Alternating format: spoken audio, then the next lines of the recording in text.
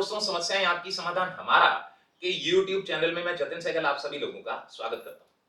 दोस्तों, हम निरंतर बात करते चले जा रहे हैं सूर्य महाराज के गोचर के बारे में, जो कि 16 जुलाई सन 2021 को मिथुन राशि छोड़ करके कर्क राशि में प्रवेश करेंगे और 17 अगस्त सन 2021 तक वो इसी राशि में रहेंगे। तो विभिन्न राशियों पर इसका क्या प्रभाव रहेगा, इसके बारे में हम बात कर रहे हैं। तो दोस्तों, अब बारी है कर्क राशि के जातकों के लिए। कर्क राशि के जातकों के लिए सूर्य महाराज का गोचर उनकी स्वयं की राशि में ही आ रहा है। दोस्तों, सूर्य जो है पिता या पिता तुल्य व्यक्तियों का प्रतीक होता है, गवर्नमेंट सरकार का प्रतीक होता है, एनर्जी का भी वो प्रतीक होता है। तो दोस्तों, कर्क राशि के जातकों के लिए सूर्य महाराज का गोचर जो उनके लगन में है, क्योंकि वो एनर्जी का प्रतीक होता है, तो उनको काफी हद तक एनर्जेटिक रखेंगे। देखिए दोस्तों, कुछ लोगों ने ऐसा भी कहा कि सूर्य जो है ना, जहां पर बैठते हैं उस घर के फलों को जलाते हैं। हालांकि मेरा ऐसा बिल्कुल मानना नहीं है। मेरा ये मानना है कि थोड़ा बहुत जरूर करते होंगे फर्क, पर क्योंकि वो एनर्जी का प्रतीक है तो एनर्जेटिक भी वो रखते होंगे, और क्योंकि राजा का वो प्रतीक है तो थोड़ा ईगोइस्टिक भी बना देते हैं। तो वो शायद एक कारण बनता होगा जिसके कारण जो है वो बोलते होंगे कि उस घर के फलों को वो थोड़ा सा जलाता है। अब होता क्या दोस्तों, जैसे कर्क राशि के जातक हैं, उनके लगन में यानी लगन में ही सूर्य महाराज का गोचर है, तो वो एनर्जेटिक तो रहेंगे, बट क्योंकि वो इगोइस्टिक हो जाएंगे तो कुछ ज्यादा गुस्सा करेंगे, तो वो शायद इस वजह से थोड़े से फल खराब हो जाते हैं। तो मेरी रिक्वेस्ट ये रहेगी कर्क राशि के जातकों के लिए कि वो जो है बिल्कुल भी गुस्सा ना करें, अपनी एनर्जी का सही जगह ही वो प्रयोग करेंगे तो उनके लिए बहुत फ्रूटफुल रहेगा। पर अगर वो ज्यादा ओवर एंगरनेस दिखाएंगे तो कहीं ना कहीं उनके लिए ट्रबलमैटिक भी हो सकता है। इगोइस्टिक ना बने, हम्बल होकर के अगर वो चलते हैं तो उनके लिए बहुत बढ़िया रहेगा।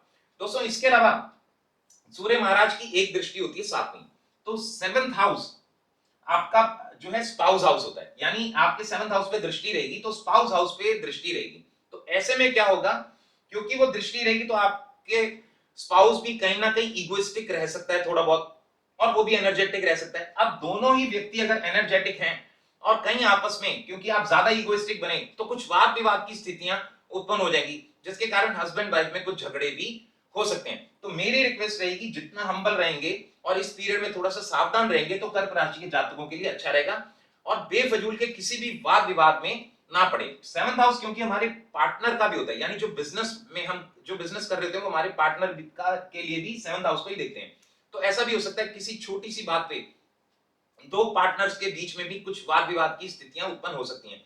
तो बेटर रहेगा कि उसको भी अवॉइड करें, क्योंकि वो सूर्य की दृष्टि है। तो ऐसा भी हो सकता है कि कई बार वाद विवाद इतना बढ़ जाता है कि उस कलेश को लेकर के आपको गवर्नमेंट के पास जाना पड़ता है, यानी कुछ ना कुछ आपके ऊपर केस इत्यादि होने की संभावनाएं बन जाती हैं। तो ऐसे में सिर्फ अगर हम थोड़ा सा संयम दिखाएं तो जो है हम चीजों को बेटर कर सकते हैं। तो मेरी रिक्वेस्ट यही रहेगी कर्क राशि के जातकों के लिए, बिल्कुल संयमित रहें, अपनी ईगो को ज्यादा आगे ना आने दें, और कोशिश ये करें अपनी एनर्जी का सही इस्तेमाल करेंगे तो आपके सेवंथ हाउस जो कि डेली इनकम का भी होता है, तो आप अपनी डेली इनकम को भी आप बढ़ा सकते हैं।